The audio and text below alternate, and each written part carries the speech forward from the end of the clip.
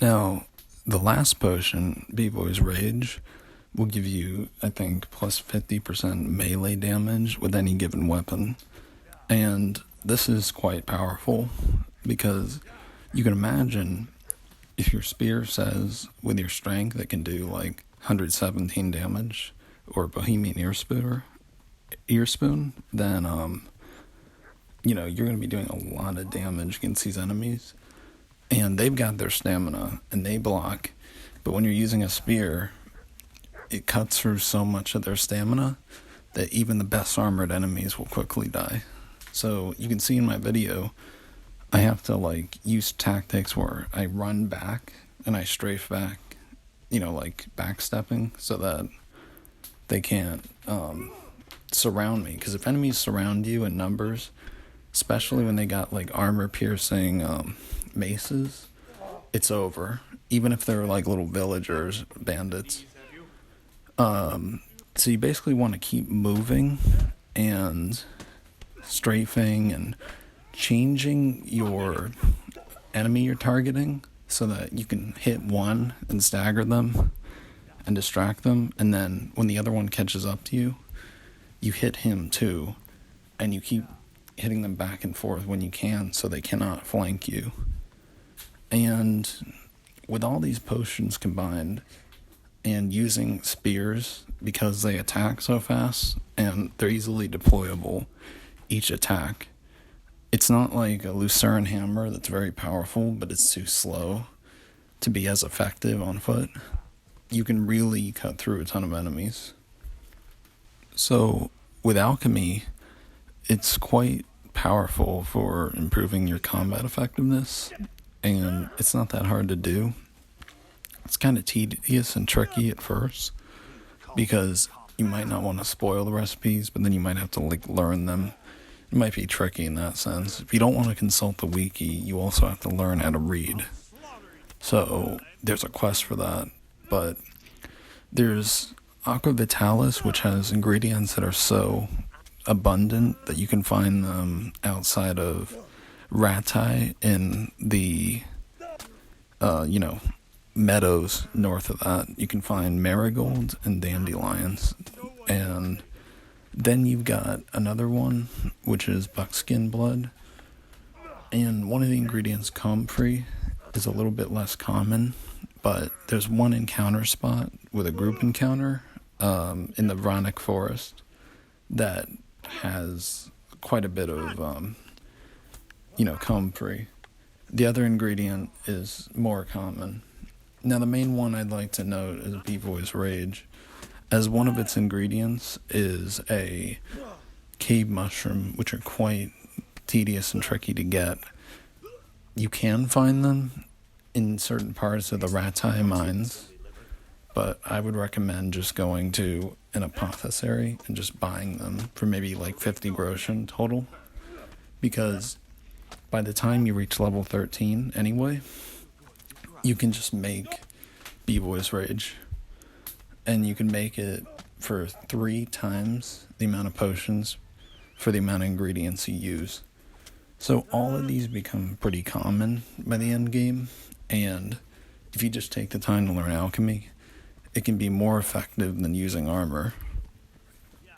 So there is a certain economy to this game, but once you get into a loop of having items and having the combat prowess, and you get into a random encounter, it shouldn't be a big deal.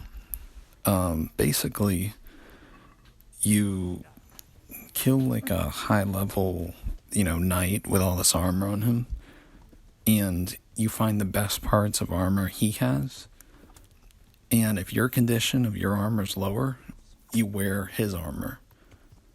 And then the next time you find somebody that has that armor, you swap their armor for the one you just wore.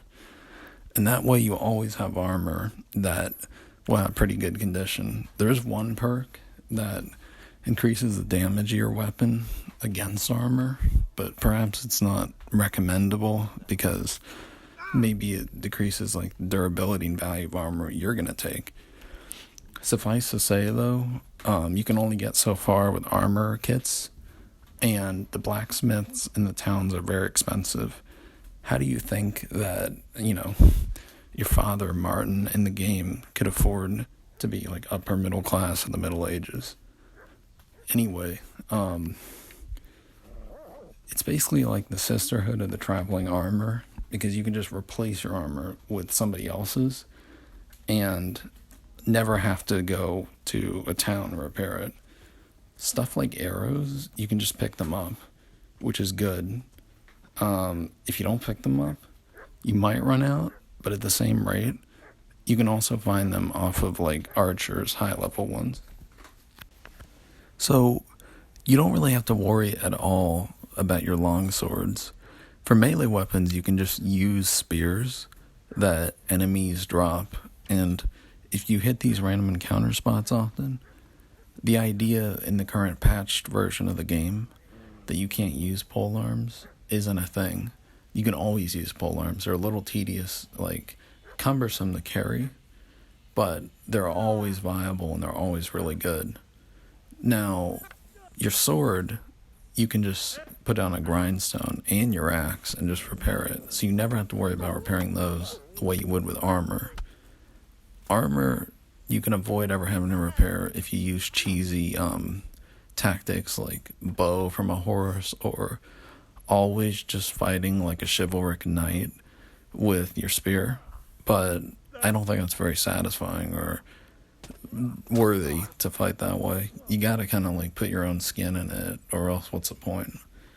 Now, swords, I originally used Herod's longsword, so that sword has like really good slashing, but not so good with your stabbing. So I would often like run up to enemies and just like hack at them on the head, and that was a way of doing it. And now, because I got my lockpicking up, I use the St. George's sword, which is basically the best sword in the game.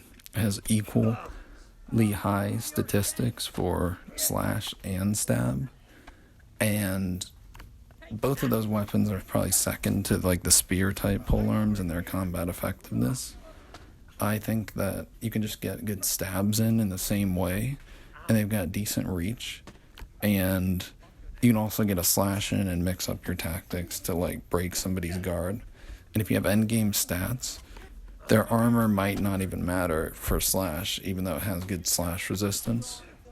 Now, you do have axes, and like I said, they're just a little bit slower, and then you kind of have to look for openings. There's not as much reach, and you just got to be careful with weapons like that they're not too slow, that a couple of heavily armored knights can't just like block everything you do master strikes and damage you, and like dogpile you to try to get you. Speaking of dogs, I apologize in advance in this video if I attack them, but they're serious dangers because they help their bandit masters kill you. So you kind of have to like do that, and it's rough, but basically they'll like attack your horse and make it impossible for you to shoot arrows, because they'll push your horse around and unsteady your aim. They'll also like stagger you, and they employed it in the game so they don't really have bandits dogpile you with the dog, but nonetheless they can just like attack you and make things more tedious when you're trying to fight a dangerous group of enemies. So yeah, there is the whole thing with like maces. They're slower and they can get good hits in. They can proc head cracker pretty well. Axes have that nice little stab and the mix of slash damage to be balanced with the blunt. And maybe you can find them to be more effective than I have, but despite what the statistics say, you would think in theory that heavily armored knights would succumb to maces the best, but in my experience, the most effective ways are in order: I'd put S tier as bow archery and with horses. And then I'd also put running at enemies with like a spear on a horse at S tier. Then at like 8+ tier, I'd put a spear with potions, because that's pretty broken. Then at like A or B tier, I'd put your longsword tactics. And then probably at C tier, I'd put like axe and mace, despite what the statistics may say.